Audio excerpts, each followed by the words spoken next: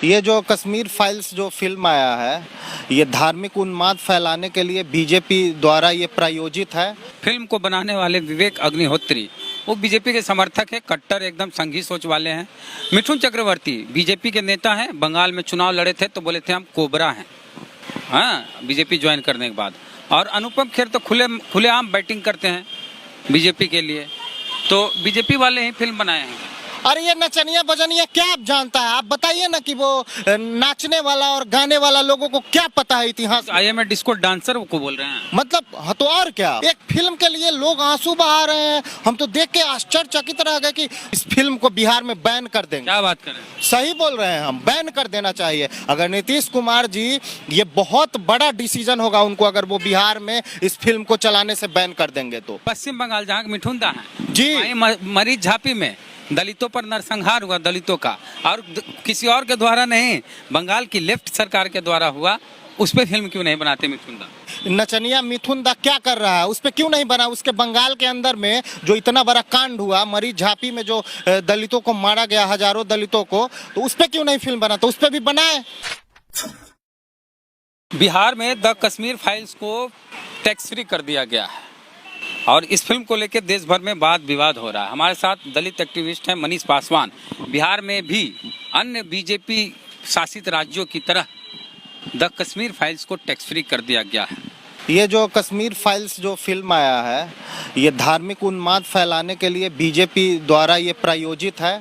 और बहुत दुख होता है कि आप देखिए कि हम टीवी चैनल पे देखें, जो कश्मीरी कहा जाता है कि जो एक्यूज थे जिनके साथ ये घटना हुई है, वैसे लोग बैठ के चैनल पे डिबेट करते हैं और वो करोड़पति लोग हैं। आप पता कर लीजिए कि कितने कश्मीरी जो वहाँ पे एक्यूज है, जो कहते हैं कि हमें वहाँ से भगाया गया है, उनका क्या स्थिति है। इस पे एक जांच होनी चाहिए। इस पे आप बेचारा है। आपको बता दें कि जो वहाँ के जो जितने भी एक्यूज थे उनको कैंप में रखा गया था, उसके बाद उनको सारे लोगों को आवास बना के दिया गया है और आज के डेट में कश्मीर के अंदर उनके लिए अलग से कोटा है। तो समझ लीजिए कि इस देश के अंदर गुजरात मोदी जी के राज्य में आप देखें कि स्टैचू ऑफ यूनिटी के नाम पे लाखों आदिवासियों को वहाँ पे खाली करना पड़ा है जमीन, और वो आदिवासी दर दर की ठोकर खा रहे हैं। उनके लिए कोई फिल्म नहीं बनता है।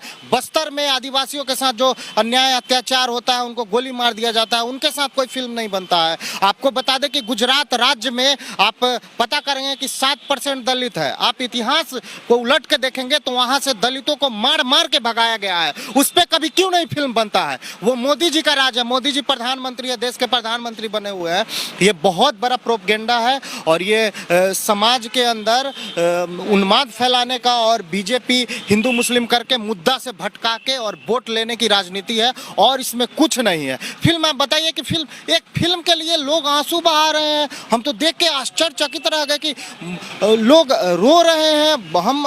हम तो लोगों से, चैनल वाले भी रो रहे हैं, टीवी। हाँ, ये चैनल वाले तो ऐसे ही बिके हुए हैं। गोदी मीडिया से उनको संबोधित किया जाता है, तो उनका काम है, उनको पैसा मिलता है और वो दिखाते हैं अपना न्यूज। तो मीडिया के द्वारा और जो भी संघ प्रायोजित जो भी सेलिब्रिटी है, उनके द्वारा इस फिल्म को हाईलाइट किया जा रहा है।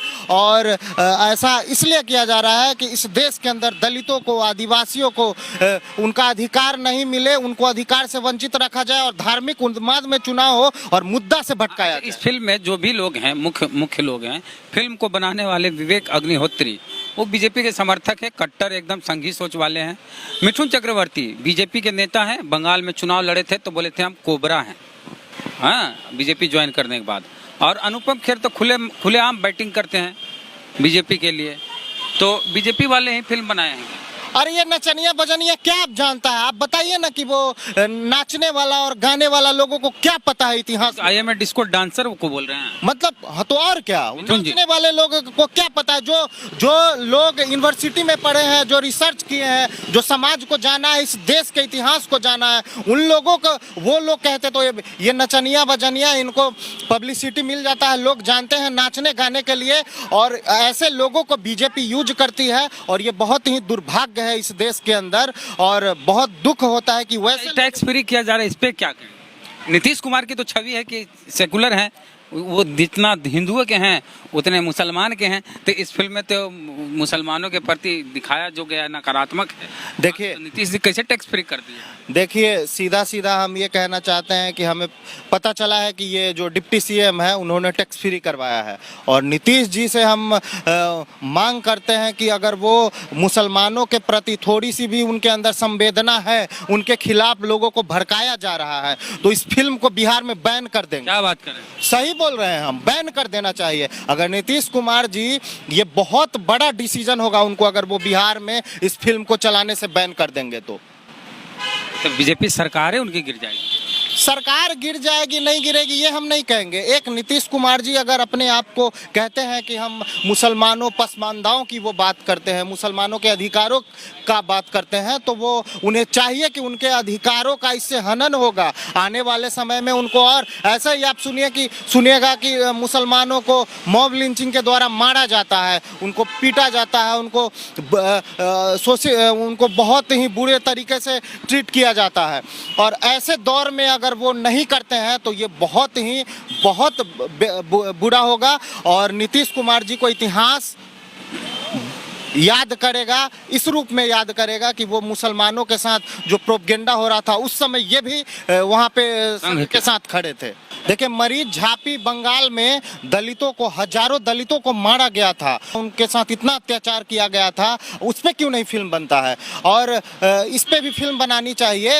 अगर ऐसे डायरेक्टर वो कहते हैं कि ये इतिहास है, मतलब ये दुख होता है कि नचनिया बजनिया डिसाइड कर रहे हैं कि इतिहास क्या है, मतलब काफी दुख होता है। यानी पश्चिम बंगाल जहाँ मिठुन दा है जी, मरीज झापी में दलितों पर नरसंहार हुआ, दलितों का, और किसी और के द्वारा नहीं, बंगाल की लेफ्ट सरकार के द्वारा हुआ, उस पर फिल्म क्यों नहीं बनाते मिठुन दा? यही बात है ना कि नचनिया मिथुन दा क्या कर रहा है, उस पर क्यों नहीं बना? उसके बंगाल के अंदर में जो इतना बड़ा कांड हुआ, मरीज झापी में जो दलितों को मारा गया, हजारों दलितों को, तो उस पर क्यों नहीं फिल्म बना? तो उस पर भी बनाए। चलिए, तो मनीष पासवान दलित एक्टिविस्ट है, इनका कहना है कि दलितों पर अत्याचार होता है या दलितों पर कोई भी फिल्म आती है तो उसको टैक्स फ्री क्यों नहीं किया जाता इस तरह से।